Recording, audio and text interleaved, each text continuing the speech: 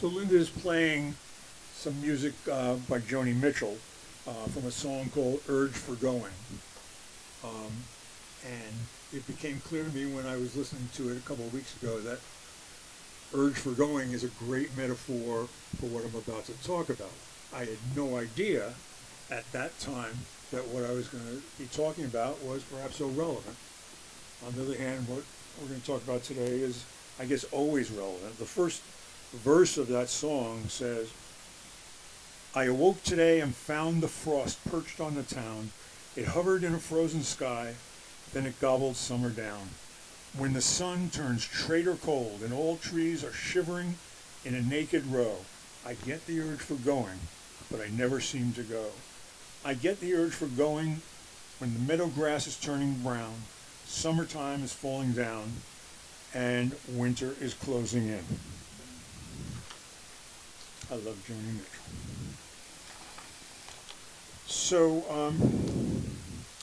before I start, I have a disclaimer. Disclaimer, I don't know more than anybody about anything, especially present company, who are some of the wisest people I know. Mostly I know less than you, so I always feel a bit squeamish when I try to give an informative talk to this audience.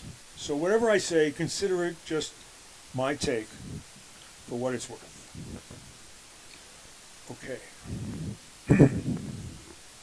So the urge for going. In a large survey, Americans in 2009 were asked what being old means.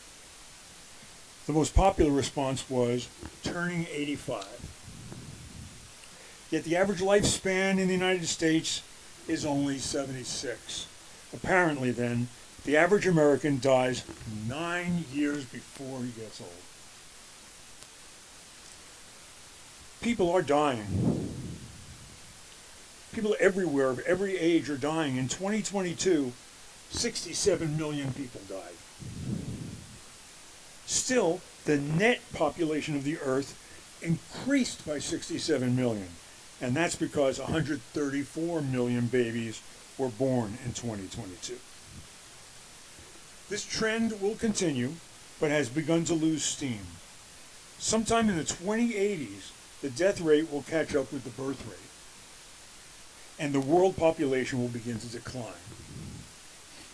So, in about 60 years, I will do another presentation on this topic, and I hope to see all of you here. Please bring your great, great, great, great grandchildren with you.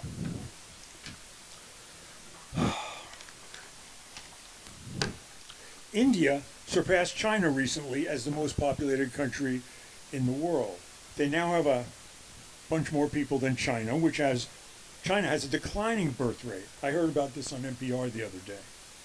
One explanation of the phenomenon is the only recently abandoned one child per family policy. Remember that? Apparently, when there are fewer babies born, there are fewer adults to make new babies for the next generation. I don't know, I hate to make generalizations, and this is maybe rude, but didn't the Chinese used to be good at math? Maybe not. The oldest known work of literature in the world is an epic poem about Gilgamesh. He was an adventurer king. It was written 4,000 years ago, around 2000 BC, in ancient Sumer, which is now Iraq.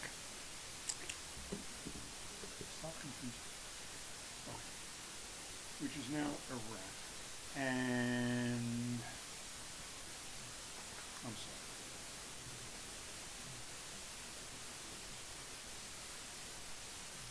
sorry. Okay. He was the hero king of the Sumerian city-state of Uruk. He was driven by his belief that if he couldn't live forever, then his life was meaningless. If he had to die, then his life, and by extension, all of our lives, were meaningless. I don't understand how it makes sense that he was so afraid of death and still did death-defying deeds of heroism, including killing a lion in hand-to-claw combat. Literary historians concluded that the great hero king had truly achieved his goal of immortality because his epic tales of heroism had been lost in the flood thousands of years ago, and they were rediscovered less than 200 years ago by archaeologists. Gilgamesh's story is to this day read and studied. And literary historians conclude that, well, he achieved, in that sense, his goal of immortality. Woody Allen, also fearful of the meaninglessness of life, said, and I used to have a t-shirt with this on it, I don't want to gain immortality through my work. I want to gain immortality through not dying. The first emperor of China, whose name I'm probably mispronouncing as Qin Shi Huang, ruled in the 3rd century BC and was hell-bent on living forever. Like Gilgamesh, Qin was afraid of death, terrified, so much so that he outlawed any discussion of the topic at court under penalty of, you guessed it, oh, the ironies.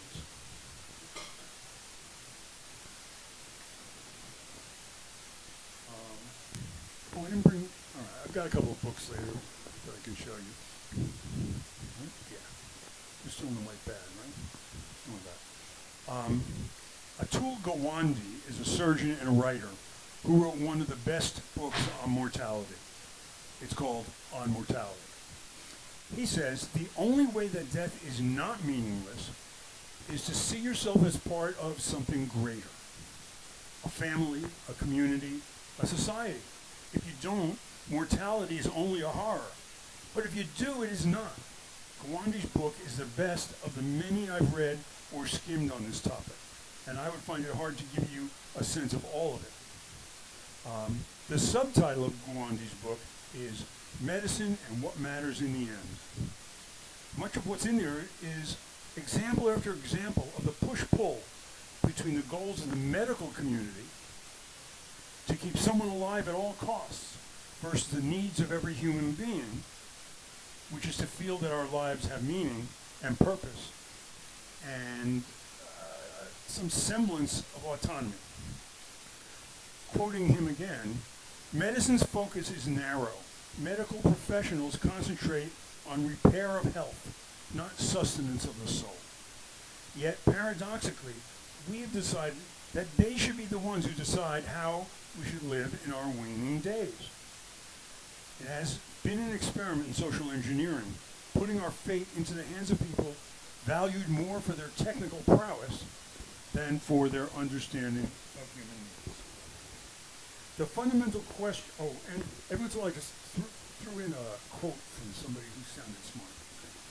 So don't let me confuse you. This is from Epictetus. The fundamental question that his teaching was designed to address is, how must we live if our lives are to be subjectively fulfilling and objectively worthwhile? In other words, fulfilling to ourselves and seen as worthwhile from outside of ourselves. His answer was, get ever closer to yourself, your true self. Oh, and then this guy, Mark Twain. I do not fear death. I had been dead for billions and billions of years before I was born and had not suffered the slightest inconvenience from it. Samuel Beckett may have been reading Mark Twain, I doubt it, when he wrote Waiting for Godot. Vladimir says to Estragon, those names mean anything to you, they give birth astride of a grave, the light gleams an instant, and then it's night once more. There's a writer named Arthur C. Brooks. He's known as the happiness professor of Harvard. He teaches people from all walks of life how to live a better, happier life. A recent piece was called How to Be Happy Growing Older. Your future will probably be better than your past. And you can usually find him in The Atlantic, and he's all over the internet with blogs and all that stuff. Maybe it's obvious why there's so much negativity about getting older. But in other ways, aging can involve growth and improvement of character, perspective, and overall happiness. In a real sense, we should start looking forward to being old. Dr. Brooks goes on to let us know that we are likely to feel better when we're old, not necessarily in our lower back. He means the balance between your positive and negative moods as you age. A 2013 review of research reveals that older people develop at least 3 distinct emotional skills. They react less to negative situations. They are better at ignoring irrelevant negative stimuli than they were when they were younger. They remember more positive than negative information. It's like a superpower many older people have, that we know negative emotions won't last. So we get a head start on feeling good by consciously disregarding bad feelings as they rise.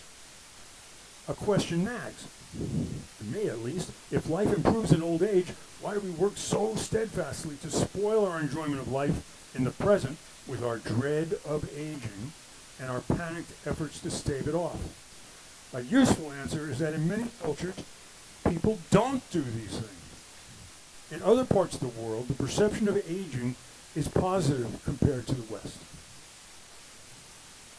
According to cross-cultural research, this more positive attitude is especially true in countries such as China, India, Malaysia, Uganda, and Iran. These are societies that traditionally value the wisdom of older people and appreciate the perspective that they bring. Okay, now I'm to the part where I didn't have to do research. It occurred to me recently that I'm old. When I was young, people thought I was older than I really was, so that was cool. And when it came time to actually be old, it took me a little by surprise. Then I looked around at everyone I know and everyone I love and care about, such as the people here in this sanctuary and the people at home on Google Meet. Y'all.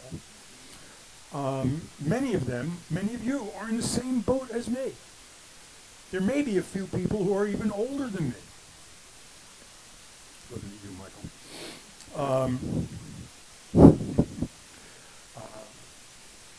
That made me stop and think. We concern ourselves with the future of our fellowship, when we wonder what it will be like here in 10 years.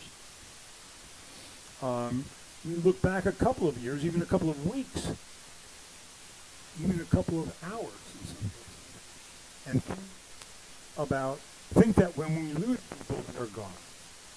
Recently, we've gotten some new people, and that's the most heartening thing that can happen here. We're thrilled and we welcome you. We need a future, and long-term, you're it. Ned, you're the new wave.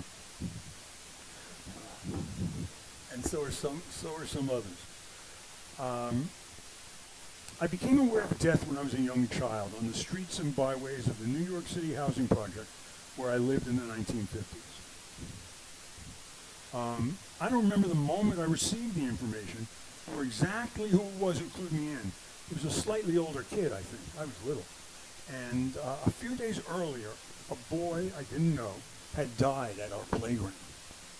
He'd fallen from the very top step of the ladder which led up to the big slide, which in my recollection was about as tall as the Empire State Building, but I suppose it was about 30 feet high.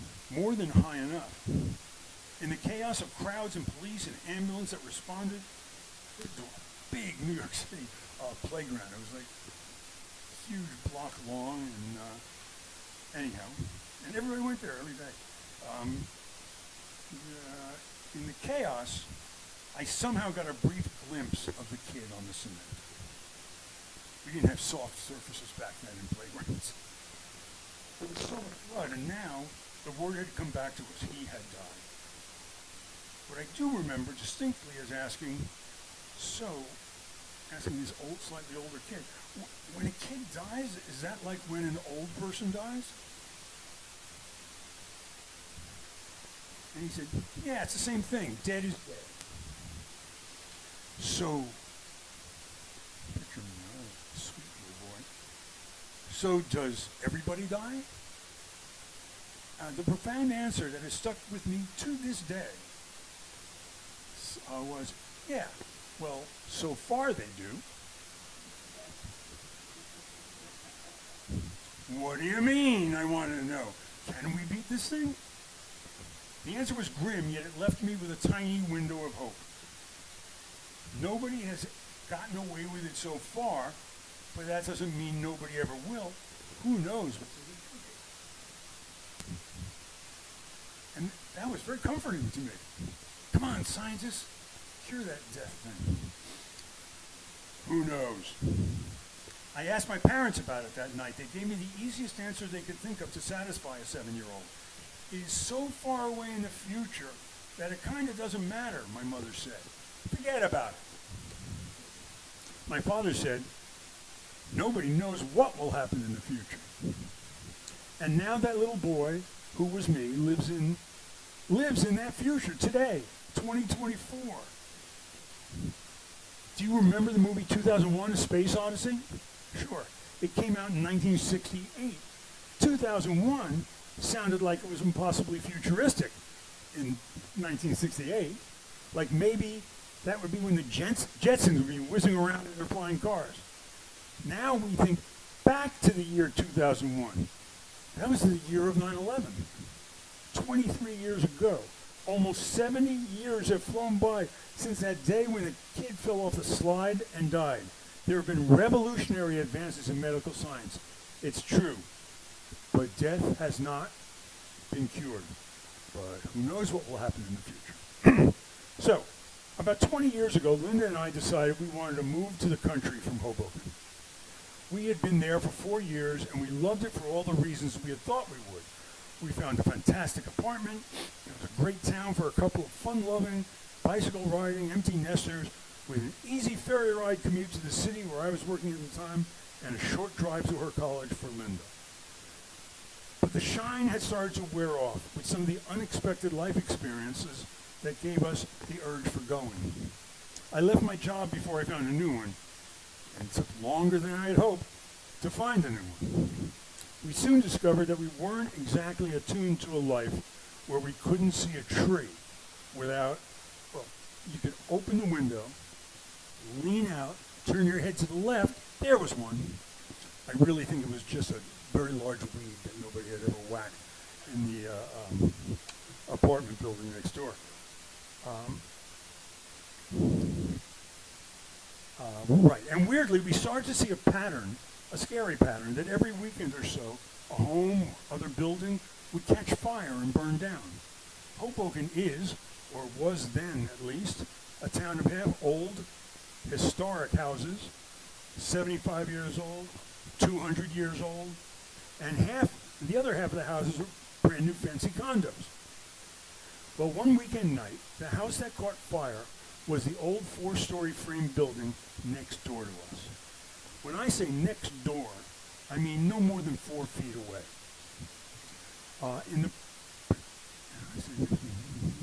In the process of evacuating our building with our dog, Jumbo, somehow Linda got tangled up in a giant fire hose and broke her ankle in a most horrendous way.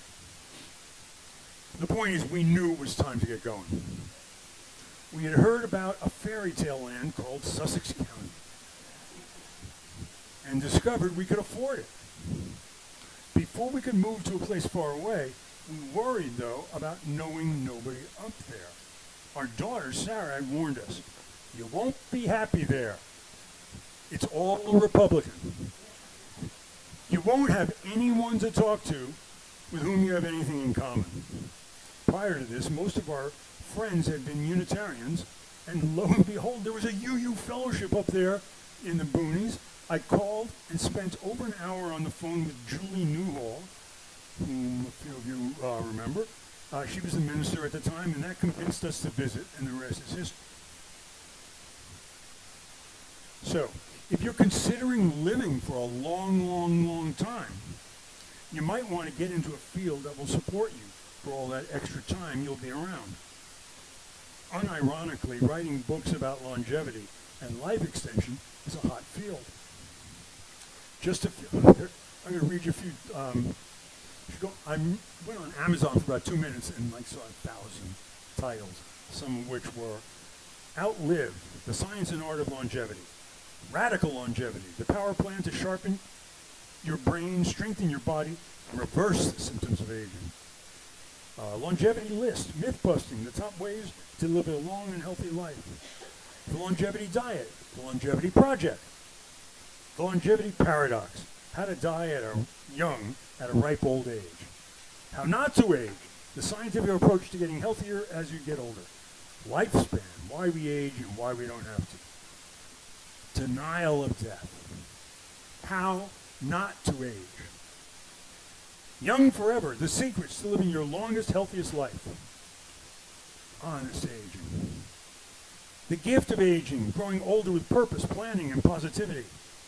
15 Ways to Live Long. Oh, never mind. That one's by Joel Osteen.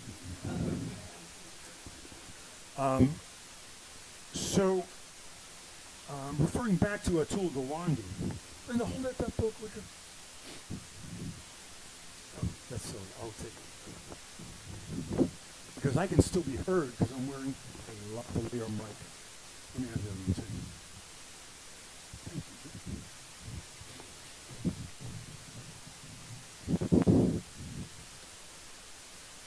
So, being mortal, medicine and what matters in the end, he observes the following.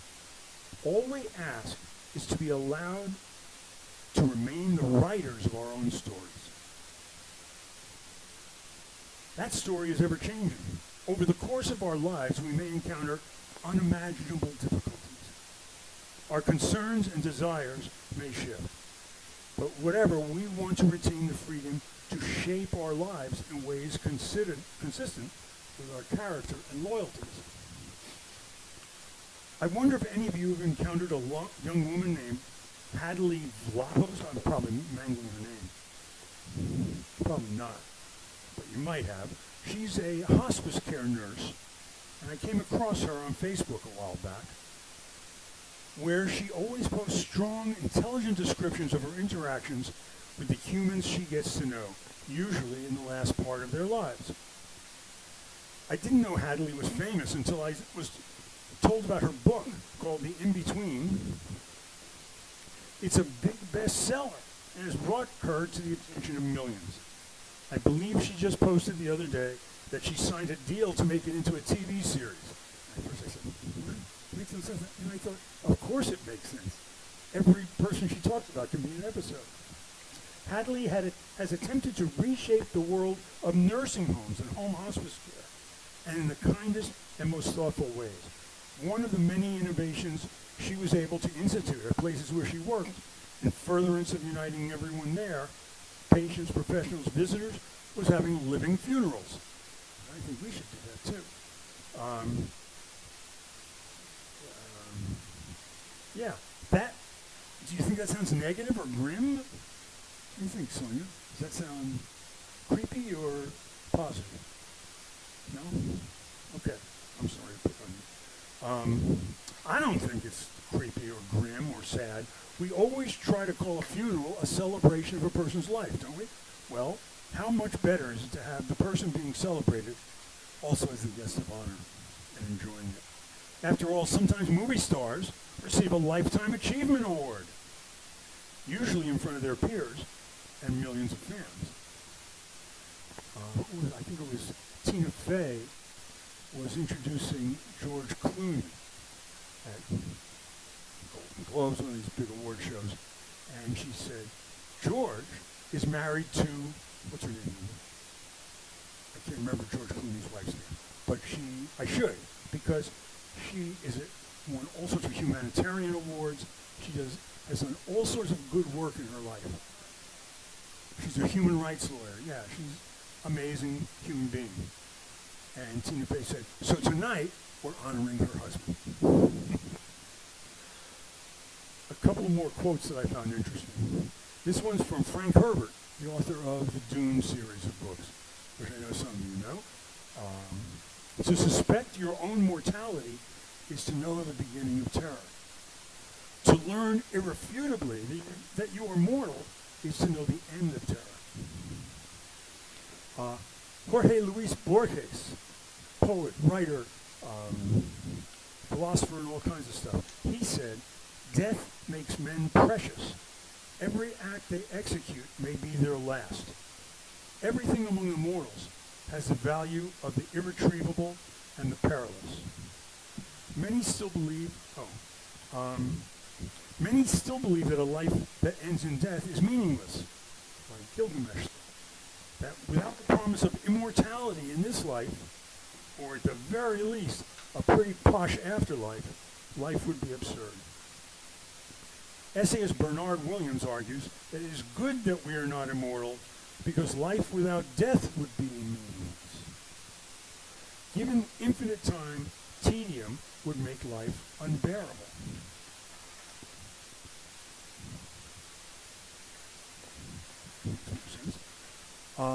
When Williams writes that mortality is good, he is not saying that death is not to be feared. He says it could be true that death gave meaning to life and that death was something to be feared. It's good that we die, for instance, when it ends great suffering.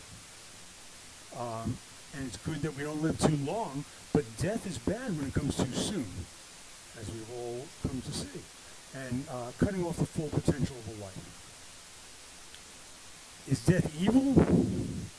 I don't think so. It can often be damn inconvenient, though, especially if it comes too soon or at precisely the wrong moment or in an unnecessarily foul manner. Timing is everything, in jokes as well as dying. It can't be inherently evil, since it is an inevitable part of the cycle of life and existence. Birth and death are kind of inseparable, the yin folding in upon the yang. I'd like to close my talk with a quote from a movie which I think some of you may have seen, called Nomadland, with Frances McDormand. Do you remember that? Eh? Okay, good. It's a very honest, very real movie. And one of the nomads says to Frances McDormand, "One of the things I love most about this life," and he means living on the road, living out of a van, one of the things I love most about this life is that there's no final goodbye.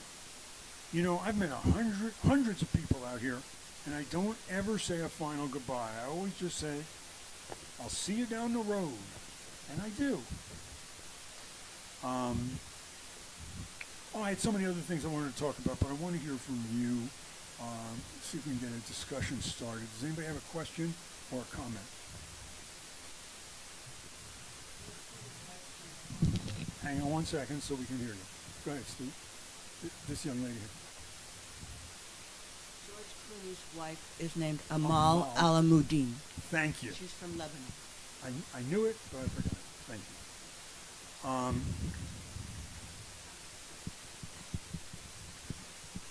Well, maybe this will give you something to... Oh, is there someone else who had a I'm Mary. Why are you hiding right in plain sight? The first time I heard anything about death or realized anything about it, I was 7 or 8. My mother let me go to the swimming pool in Cripple Creek, Colorado. It's a tiny swimming pool, public pool. The pool was full of kids. There were only about less than 500 people living in Cripple Creek, and we're all splashing around. I didn't know how to swim. I didn't know about water, for example. I didn't know you can't breathe underwater. And I'm having fun, and somebody comes behind me, Carl Neppel, and he pushes me under without saying, I'm going to do this. And I go, like that. I breathed in all of this stuff, and when I finally stood up again, I punched him. And Carl Nappel. Then suddenly I saw Mr. Dunning, who was the superintendent of the school and was the lifeguard, taking off his robe and jumping into the pool, and everybody screaming and getting out of the pool. I was the only person left there. And it turned out that someone had drowned. Mr. Dunning pulled this boy. He was from Victor, from another town. And there were a number of people there, and the boy was lying on the cement. And I worked my way around holding on to the rim of the pool till I was right there. My face was about a foot from the boy's feet. They were blue. And I said, "What's wrong with the little boy?" Nobody looked at me. Nobody said anything. I finally got out of the pool, and everybody was very sad. I didn't understand about death, but I went to my friend's house. She had been there earlier and left. And the friend had gone home and told her mother what happened, and Nancy Joyce was crying. And I said, "Why is she crying?" And it was because this little boy died. And I said, "Oh, that's all right. I guess he's in heaven." That was my first experience with anything. It wasn't, I don't know if that's a story. The first time I found out you could drown, that people thought. And you didn't find it scary because you had the concept of heaven. Yeah, I didn't. What I want to understand is how parents send a child, I don't care how far in the country you are, to a pool without even waiters or, something, or going with them and say, just go ahead, have a good time.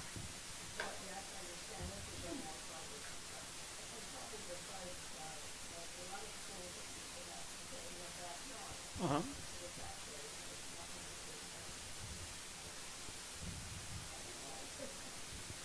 Yeah, I was scared just hearing you tell the story. Stu? Oh, anybody else have something they'd like to say? I'd love to hear from you. I've been volunteering at Benny's Bodega. And there's a group of women, and we were sitting around talking. And the one woman said, "Well, I know I'm the oldest one here. I'm 66. And I looked at her, and I said, "I've got you beat." And she said, "Well, no." I said, "Yeah, I'm 76.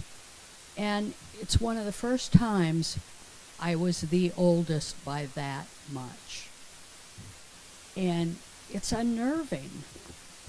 I mean, you look at the continuum, we're over here at the right. And I'm thinking, how much stuff I need to do. And there's not a lot of time. And I still can't get the act together. I think you do it pretty well. Anyone else? Oh, Linda has something. I just find it very soothing and comforting. We live on the edge of a 3-acre forest, sort of sloping wood, and just watching these trees,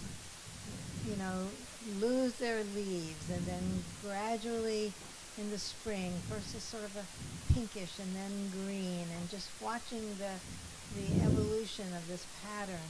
I don't know, I always, something you can always sort of, that in the brook with the water, you feel like you are a part of something, and it's very comforting.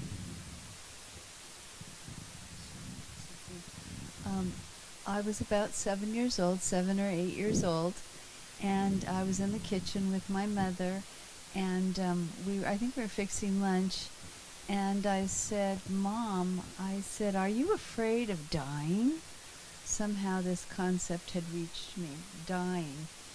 And she kind of didn't know what to say and stumbled a little bit, and then she said, everybody that I've known does it. So it's okay. And that was her kind of, I guess, her sense of community, that if everybody else had been doing it, it would be okay if she did it also. That was her answer. Whatever gets you through the night. That's John Lennon said. Okay, I guess we can finish up now. Oh, anybody at home? Yeah, there's a couple. Barb? Hi, Richard. Can you hear me? Yes, loud and clear. Okay. I was thinking about your earlier comment about how in some cultures getting old is a sign of wisdom for the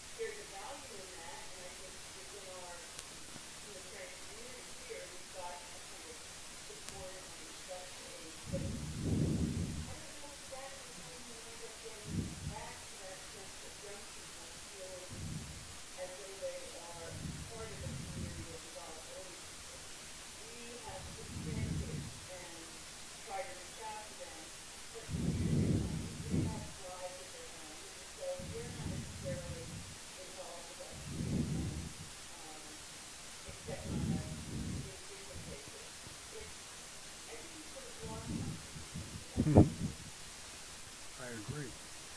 You know, the guy I've been talking about, Atul Gawande, the one who wrote this book, Being Mortal, he's worked in so many ways on this issue, and he's been a consultant for nursing care facilities, you know, the progressive kind, where first you go and you got your own apartment, and then when you need more help, you change, you get that.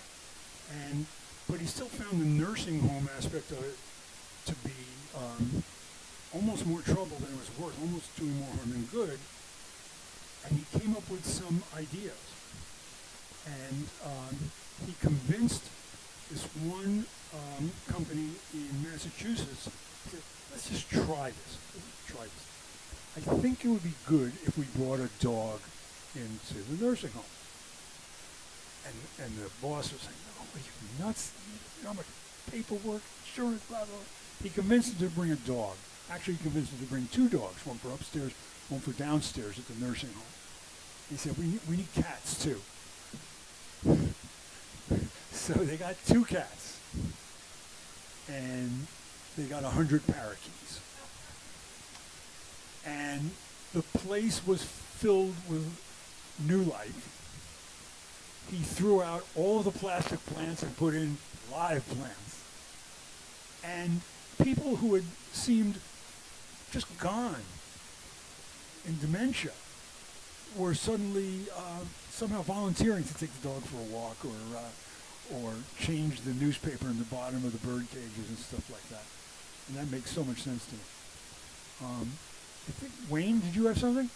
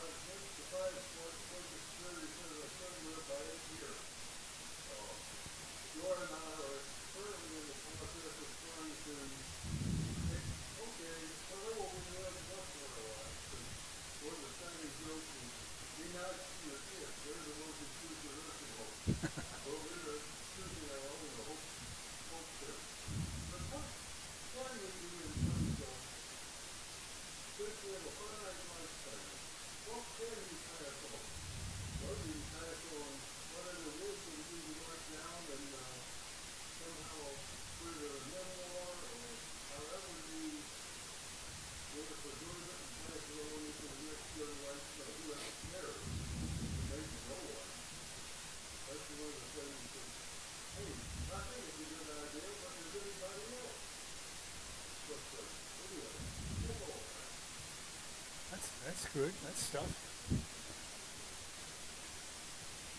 Hello. Sorry. That's okay. I don't think anyone was going to miss me. So I did read The In-Between, and it was a beautiful book. And one of the things that I liked about it was that you don't, when you know someone who passes, you learn of what their experience was, but it's very like individual stories. And reading that and all her experiences, you see the similarities that happen when someone passes. And one thing she talks about is that the people before they pass would see someone, one of their loved ones who has previously passed. And it's a kind of comfort to see, the similarities that happen across all of us. I had a friend of mine's mother passed away recently, and she saw her mother before she passed, and it was like a comfort to hear them tell that story. Thank you for reminding me of that. Yeah, she and she also emphasizes she is a believer spiritually, and I'm not sure exactly what she says, but she says that whether the person who's dying is whether they're an atheist or a religious person or anything else, everybody seems to have an experience somewhat like that. My mother saw my Aunt Roberta. Roberta was already dead then, right? Yeah. My mother saw my Aunt Roberta in leather clothing leading a motorcycle gang. And I don't think she was dying then, my mother. But, what's the difference between a hallucination or a wishful vision or just something that works for you in a particular moment. Who cares about the scientific aspect of it, really? Anybody else? Oh, let me just leave you to this. That happiness dude, where is it? Oh yeah. He brought to our attention, there's a writer in Australia named Bronnie Ware, and she determined the top 5 regrets of the dying. A life transformed by the dearly departing. More than 1 million people worldwide have read this in 32 languages. So I wonder, what do you think the top 5 or any of the big regrets people might have at the end or just before the end? Want to take a guess? New guy? Put you on the spot. Oh.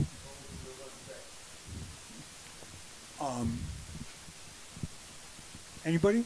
Jim? Okay. That's not one of the top 5 that she found. Yes. Oh my God, that's number 2. Anyone else have a good one? Linda? You saw this already. That's cheating. Isn't that terrible? But you're right. The others were, somebody else? Number 1 was, I wished I'd had the courage to live a life true to myself, not the life others expected of me. Number 2 was, I wished I hadn't worked so hard. Number 3 was, I wish I had the courage to express my feelings. I wish I had stayed in touch with my friends. And I wish I had let myself be happier. Thank you, everybody.